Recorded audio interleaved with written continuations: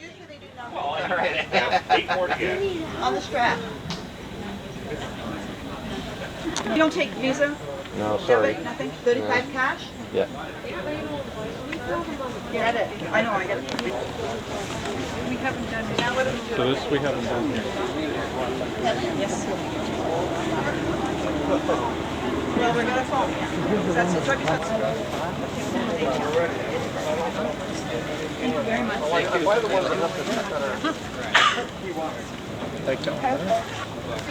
My name is Herb Gray. I live in Sunderland, Ontario. I spent a number of years in northwestern Ontario living in Thunder Bay. And right now I'm doing the Christie Antique Show in September of 2006. And I have a number of pieces of Rentz folk art that people are always asking about. And they want to know how I discovered him, where he came from, and where the pieces came from. And they came from Mr. Rentz, who lived in Beardmore, Ontario.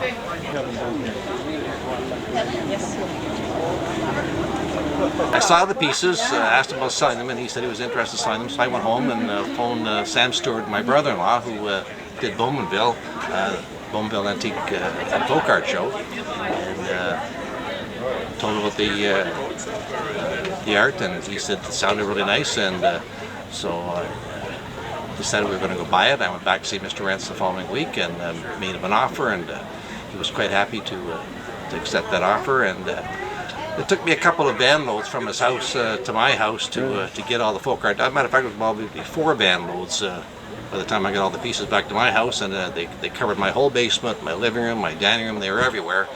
And I remember when they were all out kind of sitting around, my wife would look at them and say, she said, well, what are you doing with these things? Oh, man, we got to get them out of our house. So that would be in 1979. Well, in April of 1980 was when we loaded them on another couple of van loads and brought them down to Brooklyn, Ontario to get ready for the April Folk Art Show. And as soon as they were gone, first thing she said is, oh, I missed that piece, I missed this piece, oh, we get that piece back, I wish we had never let it go. And that's, everybody says that. It says if they've sold a piece or if they didn't buy a piece they wanted, they really miss it, because it's something about it that just, it's so natural, it's so naive, it's so primitive, so done for his own use that it just grows on you. I mean, he never did anything to sell, never did it for anybody to like him. He just did it for himself. It's just something he wanted to do, and he just did it. He made everything from Phyllis Diller to Pierre Trudeau to elephants to chickens with 3 heads and 4 tails and snakes with 2 heads, and you name it, whatever he saw in the bush, in a branch or a twig or a root, and that's what he made.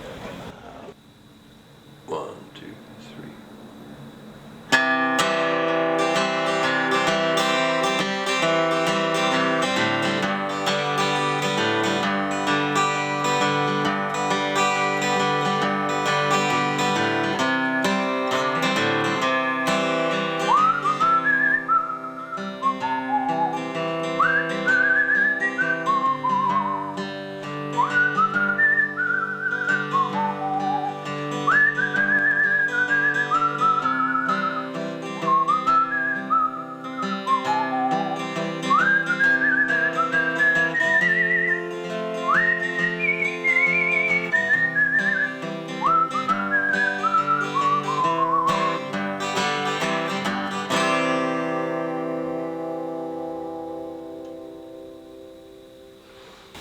Well, I've always been interested in art. This is a part of my life. It's also a part of my work. I work with music, but I work with music as a psychologist. And I've always, in my work, asked children to paint and to draw and to produce children art. And it's probably through children art that I become interested in folk art. I was often going, like many people in Toronto, in the morning at the Harbourfront Antique Market. And one day, in the middle of this booth full of militaria, with this big, bold, biker-like guy selling all this, Second War. It was birds, huge, lawn ornaments, wooden birds, all around him. And I went to him and I said, "Well, this looks like a folk artist. His name is Rentz." And he said, "Oh yeah, it's Rentz." I asked him, "But will you write me something certifying that it's a Rentz?" And he said, "Wait, Rentz is my dad." I said, "Okay." And that's when I met Ernie Rentz. And that's the way I, little by little, collected some of the pieces that we have here in the house. Well, he he was born in North Dakota. So why don't you start there, and then your earliest recollections, and then just kind of, give it a just however it comes to you. You've told me this story before. Yeah, he was in North Dakota. He was born. Then they moved to a place called Woodridge, Manitoba. Woodridge, if you're going to give the world an anima, you would stick the pipe right there. Yeah, because this was a nothing place. Yeah. And they lived about 10 miles out of the town, out in the bloody sticks. Him and his brothers helped him, and they built a pool room, a house, and then they built a pool room in the front. We lived in the back. That was in Woodridge? Yeah.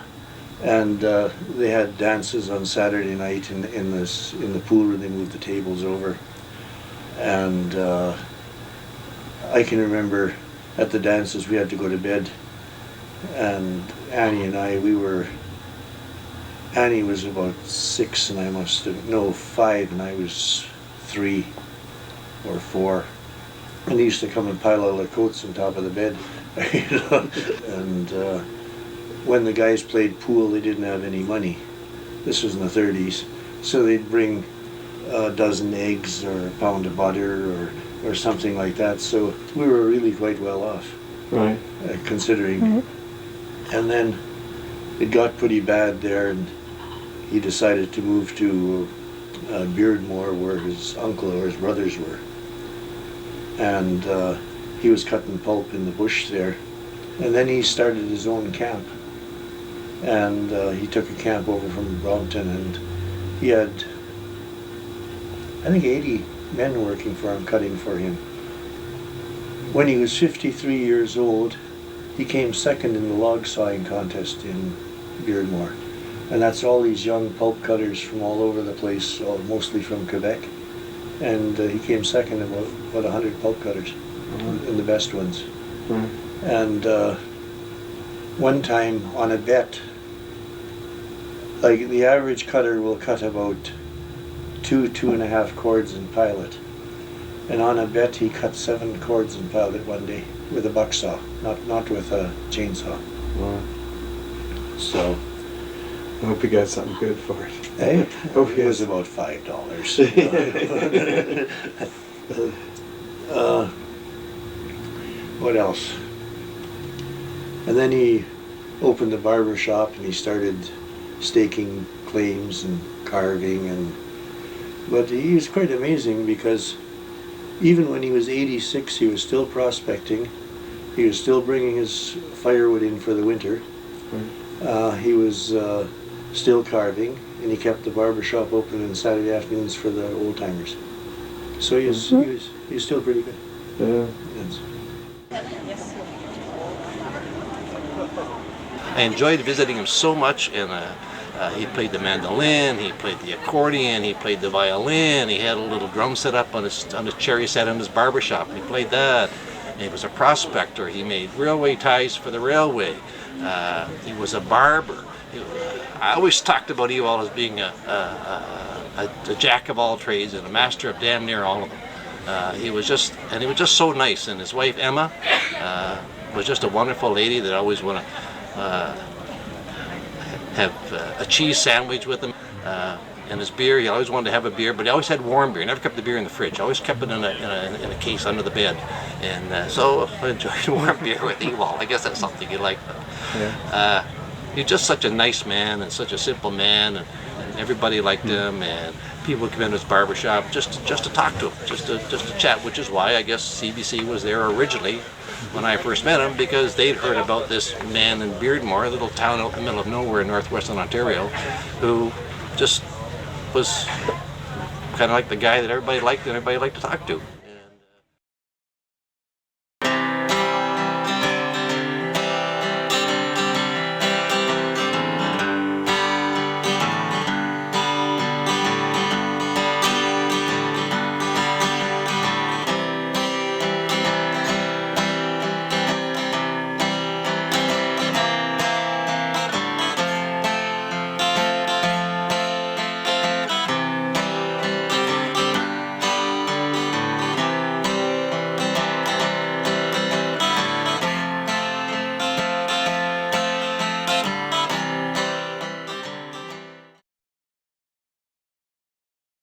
Susan Murray, CEO of a firm I founded many years ago called SAMC, S.A. Murray Consulting Inc. We're a national government relations or lobbying firm with offices in Ottawa and Toronto. And so one of the reasons that we brought folk art, self-taught artists, Canadian artists largely, into our corporate home is one, because we all work long hours and our professions tend to be a big part of who we are these days. And so first and foremost, I wanted to create an environment for my employees. I wasn't thinking that much about our clients and how they would react. And that's how we got into creating an environment of Canadian folk art. And dominant among those has been Ewald Rentz from Beardmore, Ontario. Rentz is, I think, probably one of the most undiscovered, fabulous folk artists in the history of Canada. And many of the reasons, I think, is his sense of humor, his range of subject. You know, he had a very varied career, having been in the military and then a miner and a prospector. And then he had, you know, this barbershop. And so I think a lot of his life experience comes through in the art, but that he would take often one piece of wood and turn out these fabulous objects, some of which are quite fantastic, you know, animals and people and beautiful colors. And one that gets a lot of reaction from our clients is a piece called Just Say Yes, which is a shotgun marriage, and it is very amusing, except everybody looks terribly unhappy and serious, and that is, I think, probably everybody's favorite Rentz. You can be having a bad day and look at an Ewald Rentz and you feel a lot better. You know, just his humanity, his gentleness in a lot of his work, the range and the joy.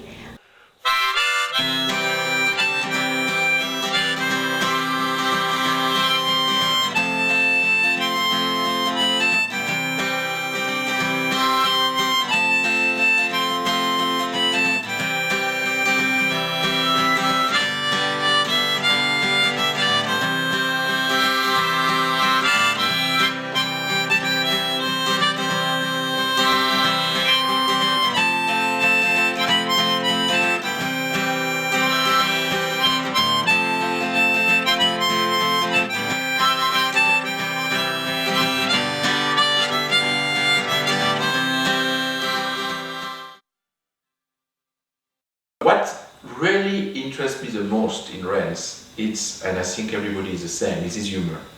He's a very humoristic, not to be taken seriously, and I think he was doing this work just to spend time, to have fun, with no commercial reason, nothing like that. And I think that is a true essence of the folk artist, to spend time, have fun, and you know, from a psychological point of view, feed a need which is very human, which is the creative side of it. You know, there are a lot of stories showing Rentz walking around and finding a piece of wood, and I think this is another key of Rentz's work, is that he didn't really bother carving the wood. Carving the wood is a lot of work, and it's always a little bit stiff, particularly when you are an untrained artist. No, he was seeing the piece in the wood before it was carved.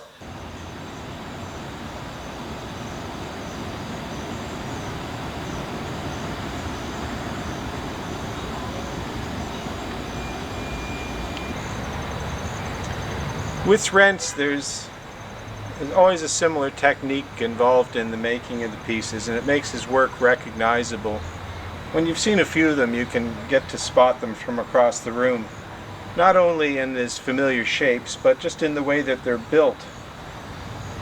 In this little fox, we see that he's found the piece of wood which represented the main body, and he attaches other little twigs and so forth and molds it using sawdust and glue mixture. It makes them both texturally interesting, but very resilient and very durable, and also the paint adheres well. So quite often his work lasts well. It's rare when you see a Rentz piece that's deteriorated. Here he's used some copper nails for the eyes, and you can see just a little bit of the metallic there. This posture with the arms out in front is very typical of Rentz as well. If you look here at this little bear, he's got his little arms out in front. And another thing that's kind of interesting about this piece, or which is informative, is that when you see in a Rentz sculpture the addition of found objects like little silk flowers in this case, or in other cases plastic or tin, when you see those objects you know that you're looking at an early Rentz, because he just used those at the beginning when he was starting to make sculpture.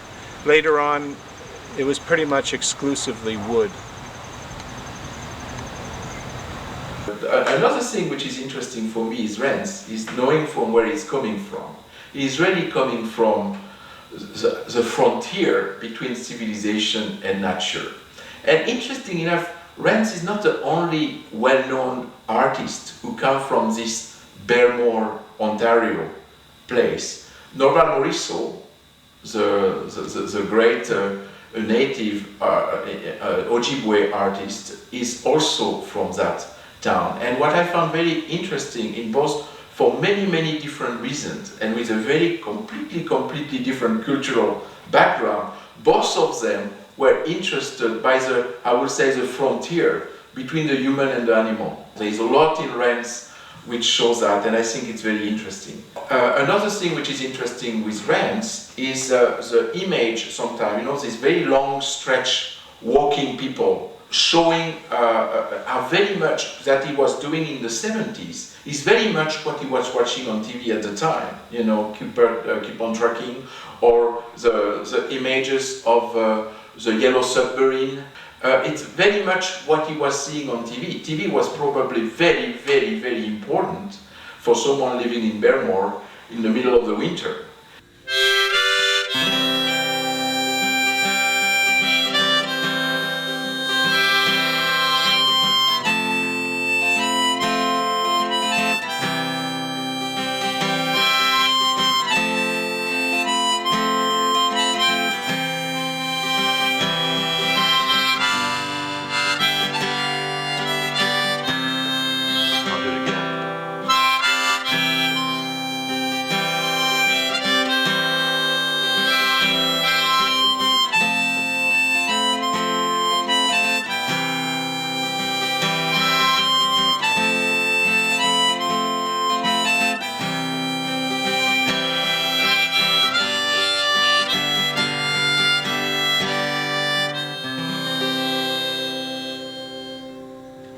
Rentz was a true contemporary of his time. He was a true witness of his time, and his folk art represents that. But let's take this piece, for example. This piece has an history that I got from Ernie, his son. At the time, they had a problem at the Thunder Bay Hospital with delivering baby, and some people manifested. And Rentz contributing this manifestation with this carving, which say we let us know we deliver babies by day and night, black and white. There are little black and little white babies here. Thank you, Stork. This is Rentz. Rentz was really part of his world. Very much of a, you could say, a social activist. I mean, that is probably not a rendering of Rentz that is very well known, but this piece is proof of that. He was part of his world. We have most of his paintings. He didn't, in our collection, he didn't do many. And one of the most important, I think, which again is wonderful in a corporate collection, where we're dealing with political and public policy issues, is a very large painting we have showing Americans milking Canada, which would be about trade issues, and it has the maple leaf.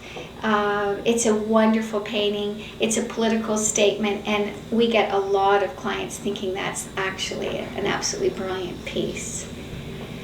And so, unlike stark realist painting, which gets very boring once you live with it, this work is endlessly interesting because it flows, it changes, it moves, you see more in it as you live with it. which is the opposite of a very realistic life-like painting. So they're showing their environment, but with their humanity, I think, kind of stamped into it. So the more you live with it, the more you want it, and of course that's how you become a collector.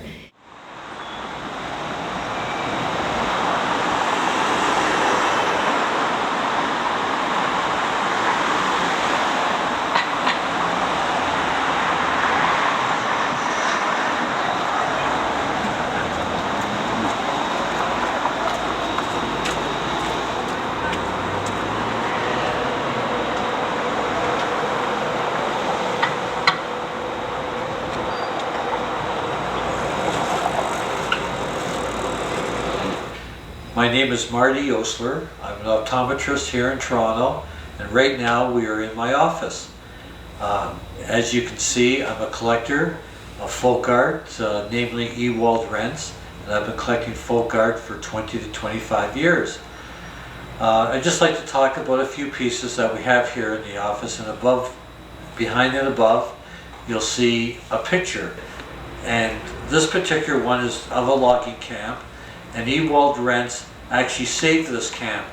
As the fire was approaching, he persuaded the people to fight the fire and preserve the camp, and also he saved many lives by doing it. Next, I'd like to talk about this bird that I have my hand on right here. It's a hanging bird. It's purported to be the first carving that he did, and he did it to hang from the ceiling over his barber chair, especially when he was cutting children's hair. And they could pull on it, and it's on a spring, and it would jump up and down or bounce up and down and keep them occupied. Ewald Rentz also was very diverse in the types of sculptures he made. He sculpted people, he sculpted animals, he did a lot of, not a lot, but he did some religious figures, and he also did some erotic figures. And if you excuse me, I'll be right back. I'm just going to get one of his erotic figures.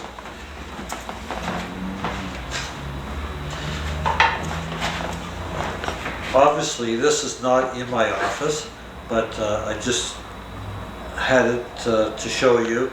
And as you can see, it's very, very well done. It's not humorous to a degree, but it evokes a response.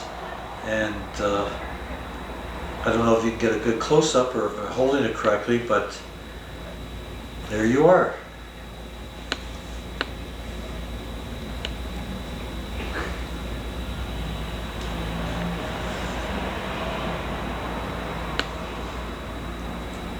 So I do think that all his different types of sculptures actually are important and also are a mark of a good folk artist.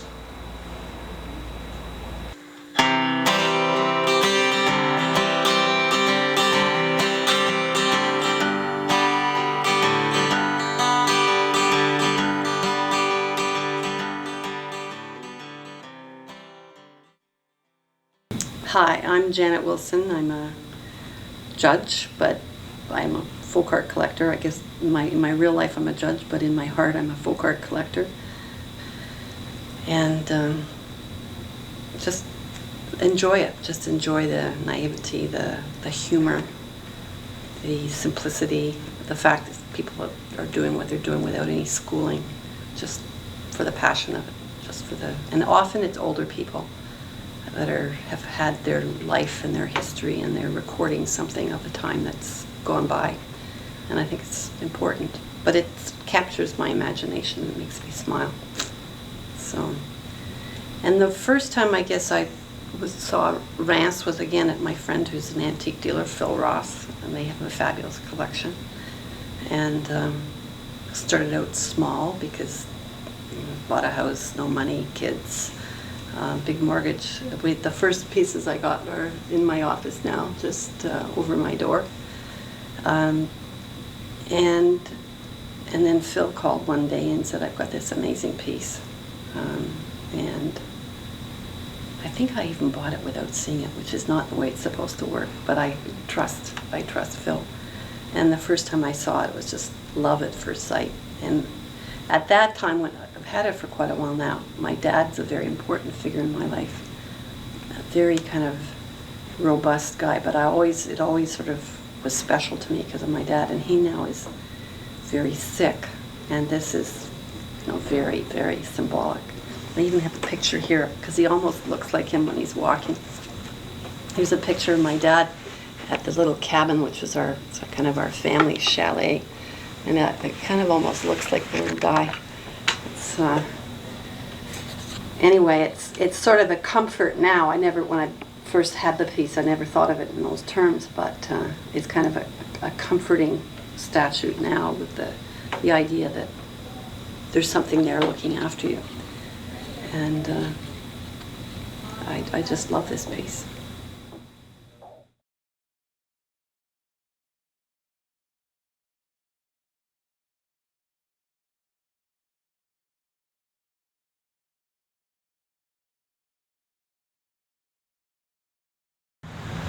One of the things that I think I really enjoy about Rentz, even beyond his technique and just the visual impact of his work and the vitality, is the fact that he shows so much humanity.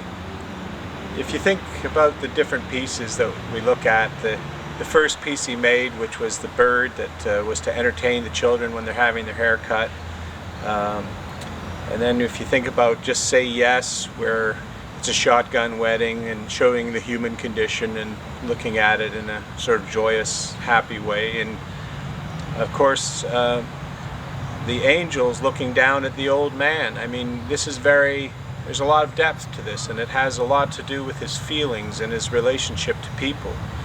And when we know of his personality, the reports of him making crosses for those who didn't have enough money to have a cross on their grave, you start to realize that there was a lot of depth of character and there was a lot of humanity.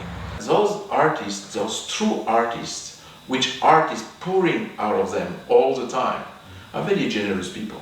I think those artists, and Rentz in particular, was very, very generous. He was really a life lover, and that comes through his work. It's very, very, very full of life and very full of enjoyment.